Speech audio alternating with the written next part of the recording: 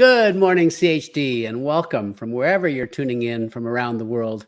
Welcome to Pediatric Perspectives. This is where we are looking at children's health challenges from a different perspective, one that includes critical thinking. I'm honored to have back my guest today, Dr. Liz Mumper. Thanks for having me on, Paul. Liz is one of my mentors, and as a pediatrician of 45 years and still going strong. You're an educator. I met you first when you were one of the teachers and instructors at DAN, Defeat Autism Now, and you are still teaching MAPS, which is Medical Academy of Pediatric Special Needs. In fact, you're just back from Australia, right, where you all put on a massive conference there. Yeah, I really love doing medical education and I love to travel. The Australians are wonderful. We wanted to go global with MAPS. We feel like there's a worldwide need, and the Australian clinicians are so smart and so open to what we were teaching. So we had a fabulous time. There were about 130 docs there, and it was wonderful. And I'm just now getting over my jet lag. So that's a long trip. I have not done it, but I've looked at how many hours it is. Like, wow. Yeah. This show today, folks, we are going to focus on something you've rarely heard about in the last few years, something called COVID. And the reason is that shot is still on the childhood immunization schedule, and pediatricians around the country are still giving it and really pushing it on babies as young as 6 months of age. So you just authored a new book, which I couldn't put down. I just read it from cover to cover, every single word, Kids and COVID, Costly Mistakes That Must Never Happen Again. So I really want to delve into this a little bit. You know, in pediatrics, I was in practice when COVID hit and we just didn't see much. So how do you become an expert on COVID? Well, I want to find out because I know you did a really deep dive with connections worldwide. So how is it you became involved with COVID and why this book now? Well, when COVID first started, frankly, I was worried that maybe the babies would get really sick from it because babies tend to have small airways and they can get sick with certain respiratory illnesses. But I was very pleasantly surprised that in my practice, the babies that usually I found out that they had COVID because there was a sibling that I was testing who was positive. The babies tended to do great. They maybe had 1 or 2 days of a runny nose, or one of them had pink eye for a day, but it didn't seem to be really affecting them. And then the young children that I saw, it did not seem any worse than a lot of their typical upper respiratory infections. So when I first heard that they were looking at this new mRNA technology and thinking of giving it to children, I immediately started thinking about the risk of an unproven technology versus the benefits of getting the vaccine. Even if the vaccine prevented the illness wasn't very bad in children. So to me, the risk profile would have to be absolutely stellar to even consider it. And I just felt like we didn't have enough data. There were only about 1,000 kids in each arm of the original trial. One of those girls actually got a very bad side effect, significant neurologic side effects that have her in a wheelchair now and using a feeding tube. And I thought that essentially a 1 in 1,000 risk of a significant bad outcome far outweighed any potential benefit. So I just thought it was a bad idea from the beginning. Yeah. And as I looked at the actual Pfizer clinical trials, which I read through, and not necessarily every practicing physician would do that, I felt like they hadn't really shown a significant benefit that would justify the new technology on a young and developing brain. As you say, babies down to 6 months of age. You have the quote in your book and the reference to the infection fatality rate for children. I mean, from birth, from 0 to age 19, it's 0.001 to 0.003. What is that, like 1 in a million? Well, when they looked at children who died from COVID, there were a couple of different studies, and one was 1 in a million chance, the other was 1 in 2.5 million. But the crucial thing to understand is that those children had other illnesses, significant illnesses like leukemia or very chronic and bad asthma. So they weren't actually dying from COVID itself. It was more that they were already at risk with their health conditions, and COVID kind of tipped them over the edge. The other thing that was very confusing for the parents, I think, is that when the hospitals had a pediatric patient come in, even if it was for something like a car accident or a broken arm or a bike accident, they would test the children for COVID. And if they were positive, they would count them as having COVID. Now, many of those kids were totally asymptomatic. And when they actually looked critically at those patients, they felt like for most of them, the COVID issue wasn't even really contributing to their hospitalization. But the hospitals were incentivized to, with money, to be treating COVID patients. And so that's why the counts were what they were. So it was really difficult, I think, for parents to navigate because, the news follows stories that are sensational. And the news wasn't telling them, oh, relax, your kids, if they get COVID, they're probably going to do fine.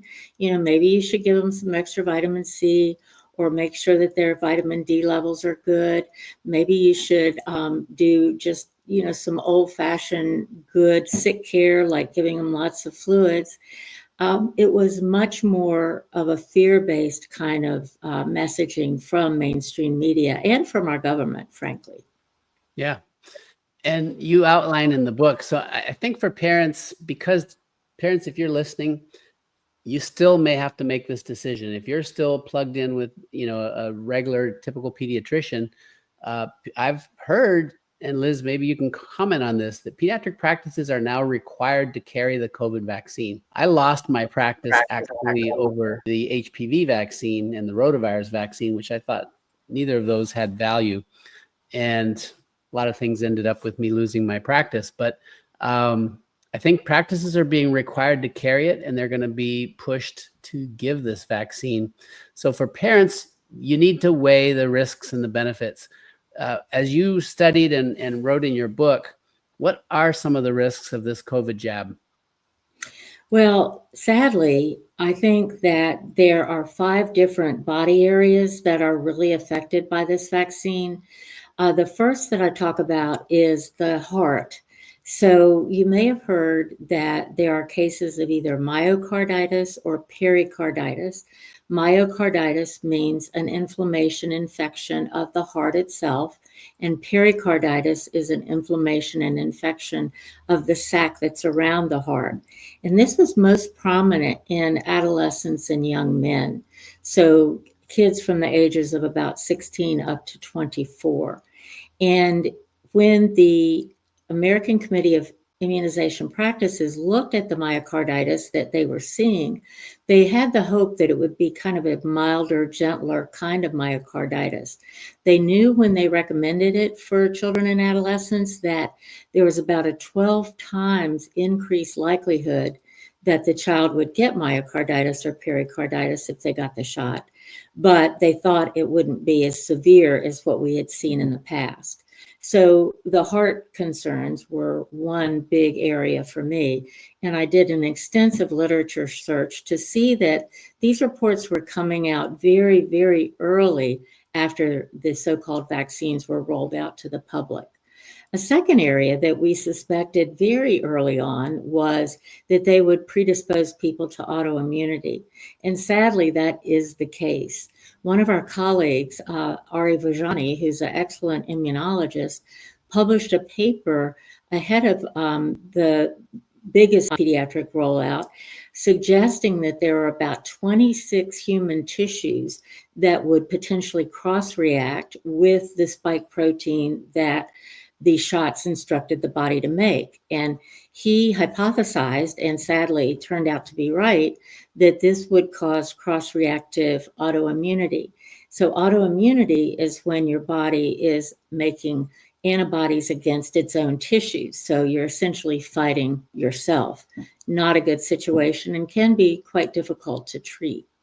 Another area that I was concerned about had to do with reproduction, because women very early on were reporting changes in their periods that, they went from having a normal 5 or 6 day period with the sort of right amount of bleeding to having longer periods with extra bleeding, or their periods, instead of being once every 28 days, all of a sudden were once every 20 days. Or even, and this I thought was extraordinary, women who were menopausal started bleeding. So I thought that there was just way too much that we didn't understand about how these shots were impacting reproductive function and derailing this very exquisite and coordinated series of hormones that typically are working. Another area that's very concerning to me, especially for young children, is the neurologic concerns. Pretty soon after the shots rolled out, we were noticing cases of Guillain-Barré syndrome, where it's an ascending paralysis, where at first your toes get numb and your feet, and you lose the ability to walk. And as the paralysis marches up, sometimes it affects the diaphragm and interferes with breathing. We saw people that had blood clots and strokes, or hemorrhagic strokes, where they were bleeding too much, with something called thrombocytopenia. The concerns about interfering with the endothelium, which is the lining of the blood vessels, led very sadly to a lot of adverse neurologic outcomes. And then there were these small fiber neuropathies that were characterized by tingling or burning sensations. Or one patient described very eloquently that she felt like she was always being shocked with electrical shocks. And sadly, many of those patients were thought to be having anxiety or having panic attacks, and their symptoms weren't taken seriously by their doctors. But we now know that they truly had small fiber neuropathy. And then the last area, and fortunately in pediatrics, we don't see a lot of cancer, but after the shots rolled out, we started seeing cancer at younger ages. You may have heard that colon cancer, for example, which used to present in the 50s or 60s age groups, was now showing up in 20 and 30-year-olds at a higher frequency. And furthermore, the cancers were presenting at an earlier stage. And one reason this might have happened is that we know that the COVID shots disabled something called P53, which is like the guardian of our genome, or that would protect our DNA from having mutations or changes that could lead to cancer. So I was worried about all 5 of those things. But we also started seeing increased deaths, increased all-cause mortality in people that got the shots compared to those who didn't, and an increase in disability in those who got the shots compared to those who didn't. So overall, we have seen a great deal of pain and suffering, and I think not that much benefit to be had from these vaccines that, as you point out, are still being given. Every morning when I drive by my Walgreens, I see an ad to come in and get a COVID test, or to schedule yourself for a free COVID shot. I'm so surprised that we're still giving these shots so enthusiastically, given research that I did and what I uncovered. Yeah.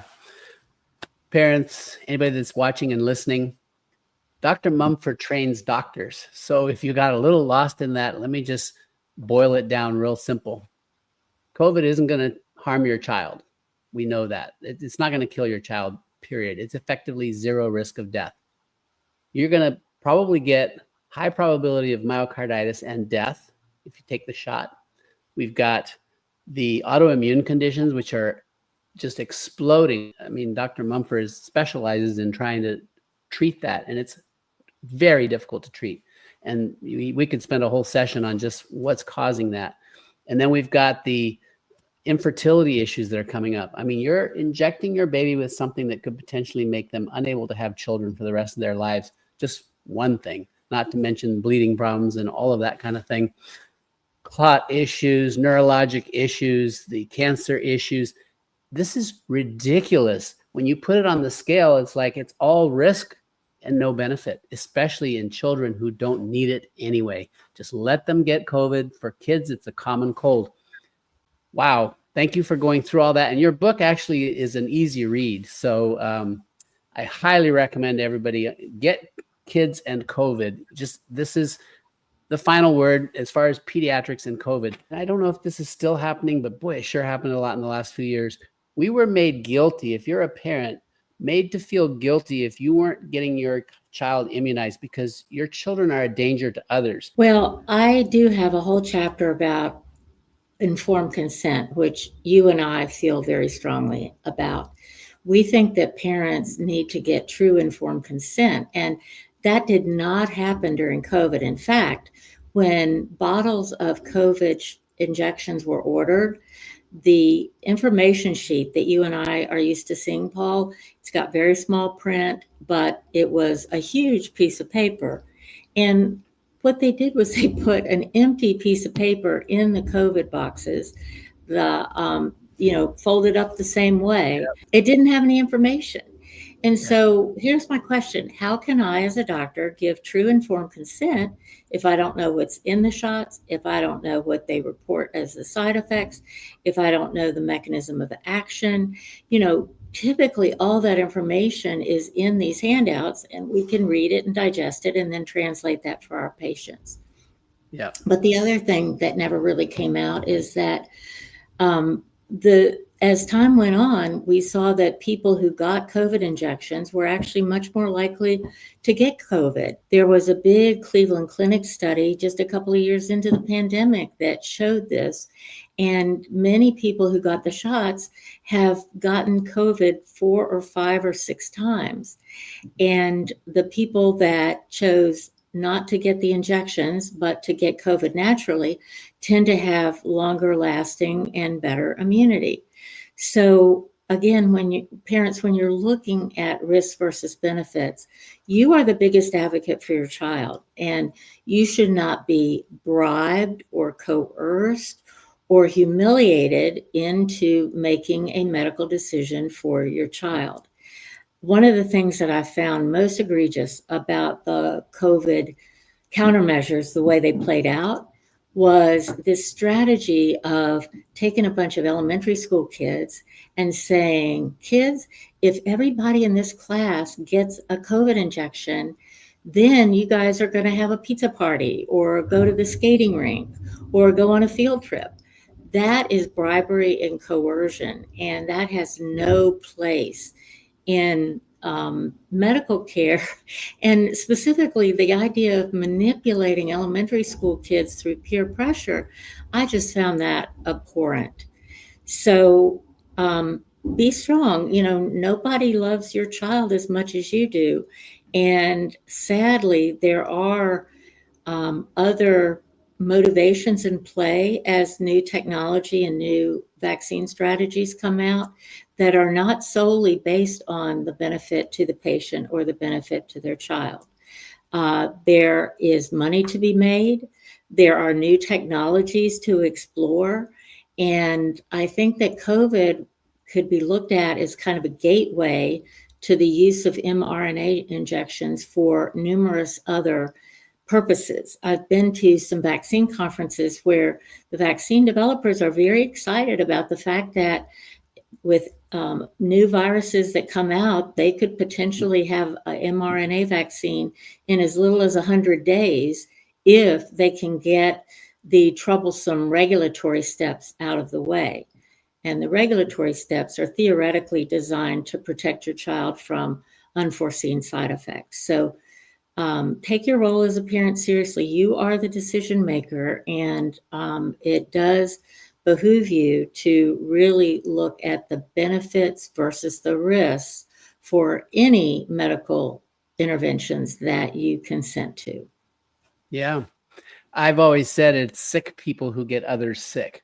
And as you pointed out, those who got the COVID shot, and this is still very true, are more likely to get COVID. So they are more likely to get someone else sick. So if you want to protect others, just get natural infections, especially kids. Kids do just great with their what we call innate immune system. Their natural inborn immune system is so great. Hindsight being what it is, we should have just let kids go to school with no masking, no social distancing. They all would have gotten natural immunity and would have been that shield of protection for the vulnerable. I think you're right, Paul. And in fact, I have a whole chapter in the book about how it was so harmful to take kids away from their peer group, especially for adolescents. Adolescence is a time when you really are finding your way and defining yourself by your relationships to your peers.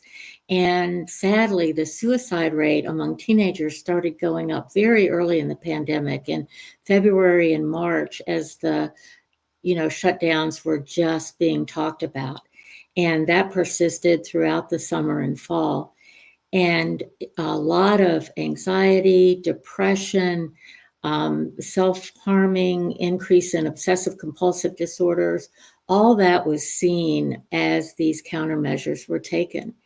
And it was a situation where the risk of kids being together was vastly overstated, and that was used for decision-making by those that were in power. And a lot of the people that were making those decisions were looking at it from an infectious disease standpoint, and by their own admission, not really taking into account all the other social determinants of health, is what we call it, where one of the things that makes you really healthy is a great social network. And so for kids, that's school, that's their friends. And you don't take that away from people without grave consequences. So hindsight, 2020, but there were many of us, even at the time, that were seeing that the kids did well with COVID and realizing the value of natural infection and the concerns over side effects of artificially induced immunity from these injections. You notice I can't really call them vaccines. They're really not vaccines. They manipulate your genes to make the spike protein in the hopes that your immune system will see that and make just the right amount of a response. And that sadly has not turned out to be the case. A lot of wishful thinking. In fact, you cover in the book very nicely the changing definition of what a vaccine is. They are just watering down the definition of a vaccine to the point where now it's like anything that stimulates an immune response. That doesn't make any sense to me. One of the things that might have been in play there was that if that product is a vaccine, it's protected under the 1986 Act that protects vaccine manufacturers from liability. So if they had called it gene therapy, they would have been liable. If they had called it something else, a new medication, they would potentially be liable for damages. But if something is considered a vaccine, there's some protection in the PrEP Act and protection from the 1986 Childhood Vaccine Act that give the makers of those vaccines liability protection. So I suspect that was at least a part of the thinking there. As we wrap it up, I've got two final lines of questioning for you. First, what advice would you give our new leaders? We have new leadership at HHS, NIH, CDC. What would you like them to think about?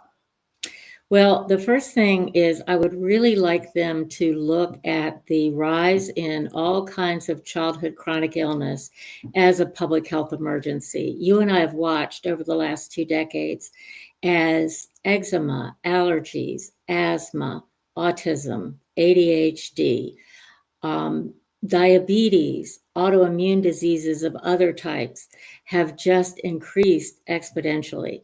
And that can't be from bad genes. That has to be from some type of environmental influence on people's genetic predispositions. So I think we need a very rapid and deep dive into why that's happening. And then I also would like the folks at HHS and FDA and NIH to realize that we have been using a protocol-driven, algorithm-driven model to identify a disease, call it the enemy, and then make new drugs to fight that disease. That's very different from an approach where you promote health and you try to get people to be healthy through good nutrition, good sleep patterns, lots of movement or exercise, and developing these very important social networks. So promoting health, I think, needs to be at the top of the agenda, not just fighting disease with pharmaceuticals. So well put. In fact, I'm going to have you back on to cover that whole topic of chronic disease and how in our careers as pediatricians for decades, what we've seen. But your final thoughts here is for our audience, those who are listening, your regular moms and dads and aunts and uncles and grandparents. What advice do you give them moving forward from where we sit today? So I think that there are a lot of old-fashioned remedies that really help modulate your child's immune system that we've lost sight of. One is, I actually really like for your kids to play in the dirt and to get licked by dogs, because getting exposure to those kinds of good germs is actually a way that their immune system learns not to overreact. I really want you to give your kids whole foods that are real foods, not things that come in boxes that were processed in a factory. Our foods have this incredible mixture of vitamins and minerals and phytonutrients that help our cells on an individual basis run well. I want you to get your kids outside. I want them to be barefoot in the wet grass and barefoot on the wet sand, and spending time outside where they get exposure to all of nature's bounty. And then really work on extended family relationships and having play dates with other kids, because our social support and our social networks is one of the things that helps us thrive. And that needs to start when your child is young. So those are very basic things that you can really do to make your child less likely to have a chronic illness and more likely to handle the acute illnesses, the viruses that they'll catch when they go to school, very well. If you've got those things in place, it should just be a blip in their timeline. Fantastic. Well, I'm no longer licensed, so I don't give medical advice, but I would add to it, having published my own book, Vax Facts, that you should thoroughly investigate vaccines and perhaps pause until you really understand the risks and benefits and do that analysis for yourself. And of course, especially with regards to COVID, Dr. Mumper, your new book is just a must read. And I really encourage everybody to get this book, Kids and COVID. It is really, really, really, really the answer. Once you've read that, you'll know what to do. Knowledge is power. Thank you, Dr. Mumper. We'll definitely have you back. And I imagine this book is available anywhere books are sold, or is there a special place for people to go? Well, it is available to pre-order through either Children's Health Defense website or from Amazon. It will actually start being shipped on May 20th, which is actually not that far away now. Thanks again, and I really appreciate you coming on the show. Listen, Paul, it's always a pleasure to talk with you.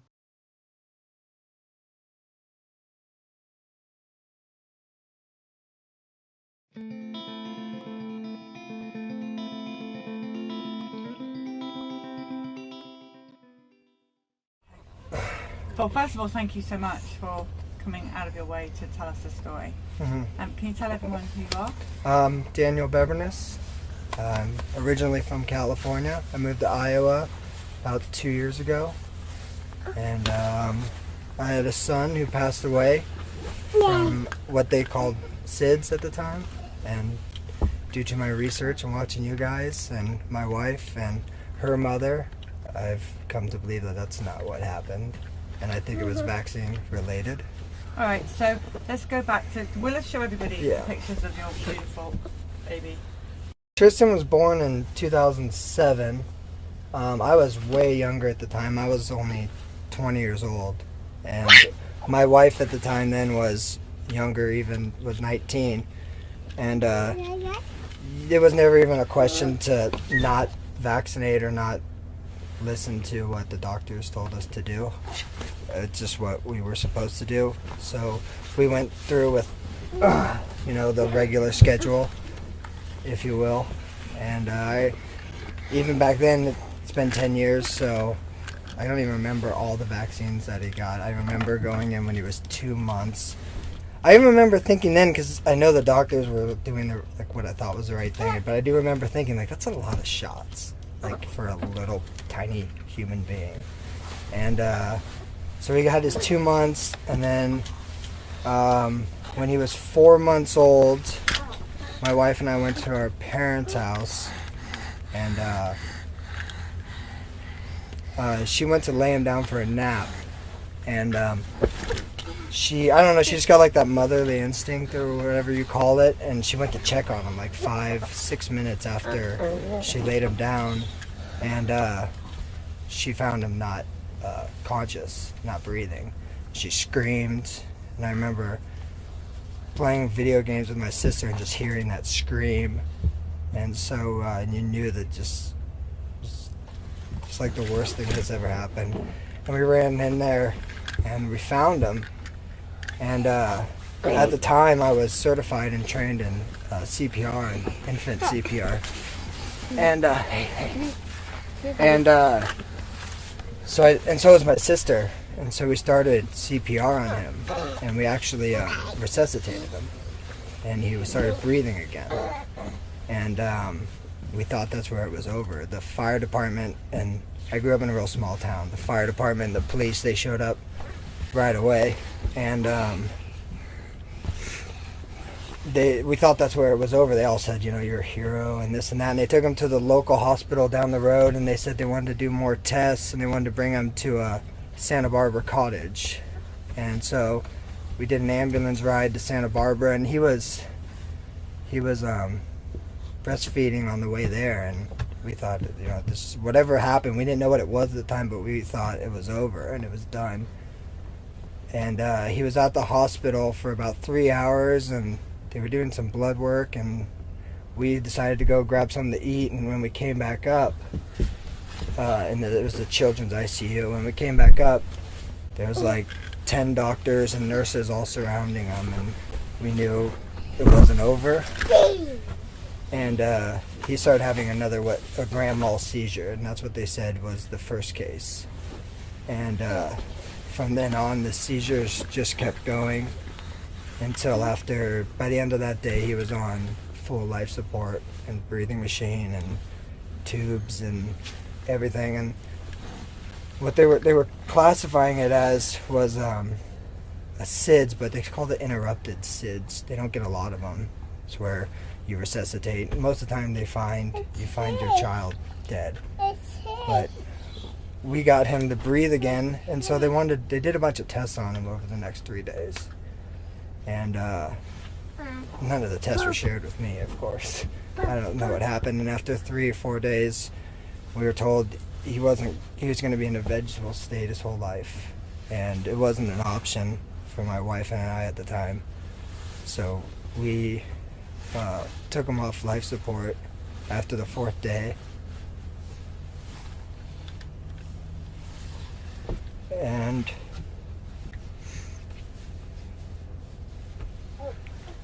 yeah, that was it. We said goodbye. We had all our family and friends came, and they all took turns saying goodbye, and we said our goodbyes, and then that was it. Sorry. It's okay. And then the next 2 or 3 weeks were just a blur. It's like a blackout almost. I don't even remember it. And the funeral and everything. And it was never even a thought that was what, happened. That it could have been. Do you remember how soon after his 4 months vaccines that this happened? Well, it was before his 4 months vaccine. So it was after his 2 months. He was almost 4 months old. He was scheduled to go in. I believe it was going to be 3 days from then for his 4 month. And I remember my mom telling me, my mom works in childcare, she spends a lot of time around kids, and she said something was just different after his 2 months. And I remember telling my mom, like, oh, there's a lot of shots, you know? And I remember her she didn't want to tell me, she didn't want to scare me. But she said something's different with him now. Like, he had like a different stare, like something wasn't right. She even said something about almost a smell. Like, he didn't smell like a normal baby. After the 2 months. After the 2 months, yeah. And so I never saw it, and she never spoke about it. She didn't want to scare us. I mean, I told you we were young. I was 20 at the time. I didn't know what was going on. Can you remember what he was like before he had the vaccines? He was just right. I normal. mean, these are beautiful pictures of him. To remind everybody again about what a healthy Well, baby. he was just a normal baby. You know, he was breastfed, and he was a normal, happy baby. And, like, I try really hard to look back in that small gap of my life from the 2 to the 4 months. And like I said, it's like my brain doesn't want to go back to it. Like, this alone is hard enough. I know. And no, it's fine. But I try to, like, think about behavioral changes, and maybe this was that. And it wasn't until I started watching you guys and thinking about it, like, was that it, you know? Hang on 1 second, sorry. First of all, you need to know that we're really sorry about that. And, Yeah. and sadly, you know, we're going to take a picture of Tristan and we're going to add him to this wall. But that changed your life going forward. Well, drastically. Yeah. Yeah. So you have a beautiful boy here, Yeah. beautiful wife, and another baby one on the way. And vaccines? No vaccines, absolutely not. This boy's never had a vaccine. He's never had an ear infection. He's never had antibiotics. He's never gone to the doctor. He's been perfectly healthy. 9 And so pounds, you're- 8 ounces coming out. He's a big boy. 9 healthy pounds. boy. Yeah. And then did they put you under pressure to vaccinate? Oh, Yes, yeah. I absolutely. had to guard him like a hawk. He was born in California at the same hospital my first son died at. And I just remembered, you know, because that's kind of what got it all going again, is going through this process again. And I remember thinking, how am I going to be with another kid? Like, you know, how protective am I going to be? And then when we found out she was pregnant, we started talking about it and just looking into it and researching it, and just didn't want to do it. Mm-hmm. And I remember when he was born and they were taking care of her, and we went into the nursery, you know, it's like you already filled out the paperwork, and then there's the nurses there, and they just like are programmed, and I don't know if they know what they're doing, or they think they're doing what's right, and they just keep pushing you, you know. And I remember them asking me in the hospital, you know, this giant, big, healthy baby, and they were like, oh, we're gonna give him his vaccines, and I had to like reassure them, almost to the point where you're like, I'm gonna hurt you if you try to touch this kid, you know, like, you don't get where I'm coming from with this. So, but Yeah, Yeah. and we found it hard to even find doctors. There's some doctors that won't even accept you if you don't vaccinate. They won't even look at your baby for just even like a well baby to measure him and just check everything. And also daycares. I stay at home because daycares, a lot of them won't let you have a child that's not vaccinated. So we've kind of just chosen the silent life and just stay at home and raise him, and yeah. Did you ever see the pediatrician that gave Tristan the vaccines? no, I never saw him afterwards. But I had a pediatrician that I went to growing up. His name was Dr. Medina. He's retired now. He was just destroyed by it. He didn't know what happened, and he was on the board at the hospital. And they had all these meetings that he told me about him, and I never saw any of the information that came out of it, you know, because they said they were due. I remember them in the hospital saying, you know, this is rare for us to get an interrupted SIDS, and we want to find out what it is because they're trying to figure out what SIDS is. And I never saw or heard anything about it. I don't know if maybe because I was young and they didn't want to tell me. Well, I mean, do find his contact details because the VAX team are very happy to come and Yeah. No, I educate know. him on what SIDS is. I know he's a pretty open doctor, and I know he'd be open to talking to people. I'm pretty sure he's retired now. But Well, thank you both.